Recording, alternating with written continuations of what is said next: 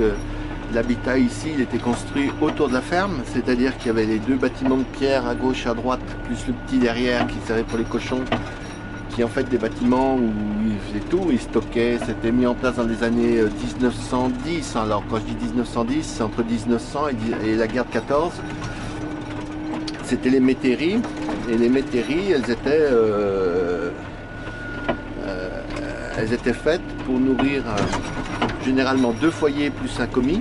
C'est-à-dire il y avait 2 générations de métayers de la même famille qui prenaient souvent un commis. Alors on appelait un commis, c'était un jeune qui prenait pour former, hein. C'est comme ça que beaucoup de jeunes dans l'agriculture ont été formés à cette époque-là. Ils allaient en tant que commis dans une autre ferme pendant quelques années avant de revenir prendre, quand ils se mariaient, ils revenaient avec leurs parents. Ce qui n'était pas simple parce qu'il y avait quand même toute cette partie, comment dire, où ils habitaient tous dans la même maison, différents couples, et des maisons de ferme où il y avait quand même pas, il y avait une grande pièce qui servait à tout le monde pour manger, enfin pour tout, hein, la cuisine et salle à manger cuisine, on va dire comme ça, on dirait comme ça aujourd'hui, avec comment ça s'appelle, la cuisinière au milieu, à charbon ou à bois, enfin généralement à bois, qui fait que c'était la pièce la plus chaude.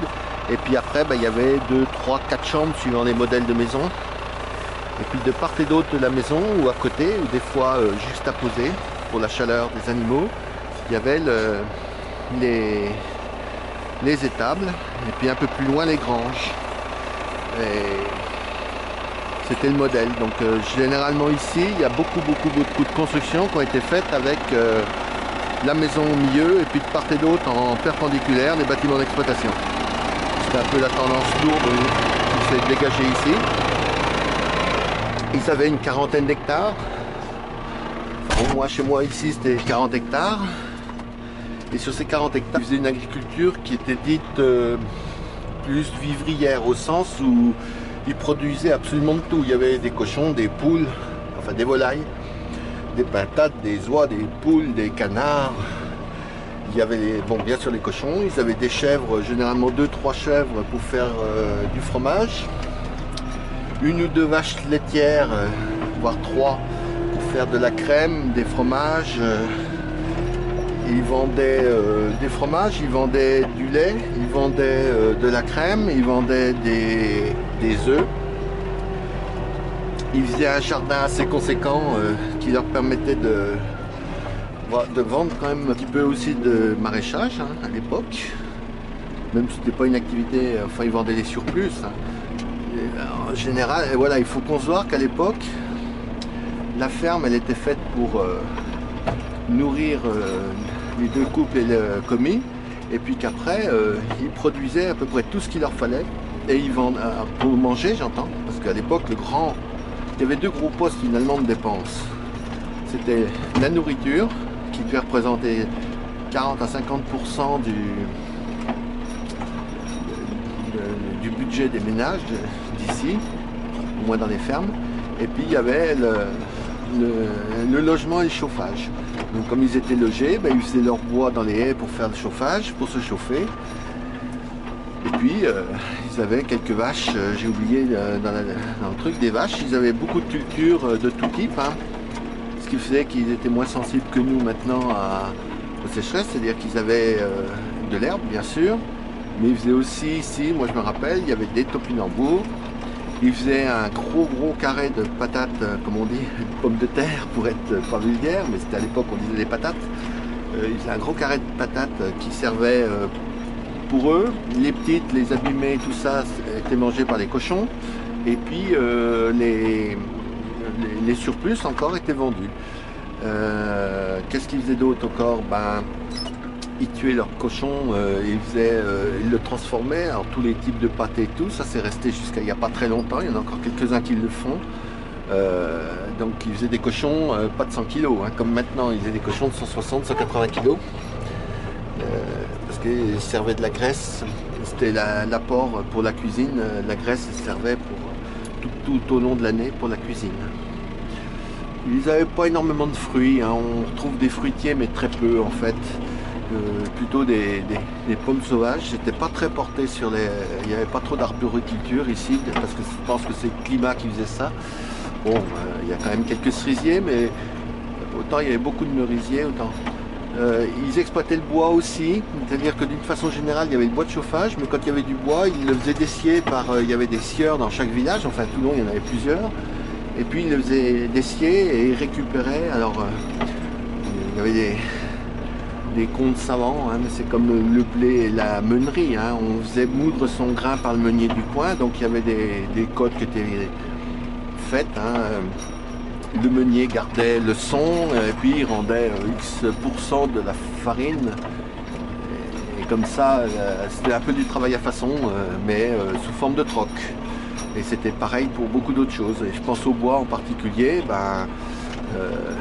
on faisait dessier le bois et puis ça servait après pour faire des barrières. À l'époque, toutes les barrières étaient en bois, il y en avait partout. Et puis, bon, le menu entretien, parce que c'était quand même... un peu succinct et avec des fois aujourd'hui on a des tunnels, à l'époque ils faisaient des trucs des fois un peu en moi je me souviens, le garage là il était fait avec des balais, les murs étaient faits avec des balais, enfin voilà, ils avaient donc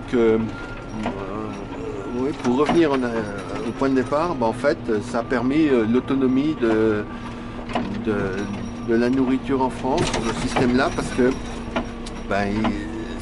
le schéma a été bâti pour que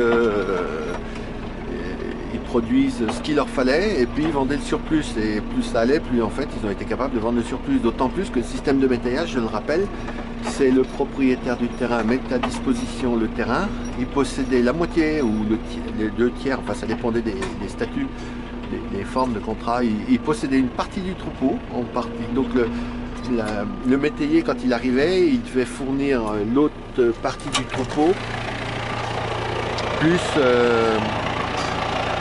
le matériel, mais à l'époque le matériel, j'ai oublié l'attraction, c'est qu'à l'époque par métairie il y avait au moins 3 chevaux par métairie, donc c'était des chevaux de trait. Là pareil, il fallait des maréchals ferrants, il fallait, enfin c'était les bourreliers pour faire les bas, les cuirs, enfin tous les cuirs pour atteler, etc. Et puis après, donc les chevaux, ils mangeaient sur la ferme, hein. Quand on dit aujourd'hui qu'on met en concurrence les productions de la ferme avec l'énergie, par exemple, si on dit, je pense en ceux qui distillent du colza, enfin qui servent d'huile de colza pour mettre dans les tracteurs. En fait, il y a un siècle, on se posait pas la question, le cheval il mangeait l'avoine sur de la ferme.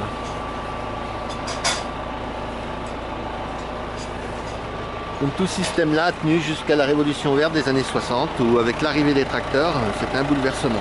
Donc j'ai oublié de dire aussi que les métayers, ils payaient pas de fermage, mais ils payaient il y avait un prélèvement en fait sur ce qu'ils produisaient. Donc par exemple, pour prendre un exemple, hein, si le propriétaire avait droit à X poulet ou X fromage de chèvre, bien évidemment c'était sur les vaches qui avaient, enfin ici dans la région c'est sur les vaches qui avaient le plus gros prélèvement, hein. Donc c'était 1/3 à la moitié de ce qui était produit revenait au propriétaire. Donc c'est quand même assez contraignant, hein, faut reconnaître, hein.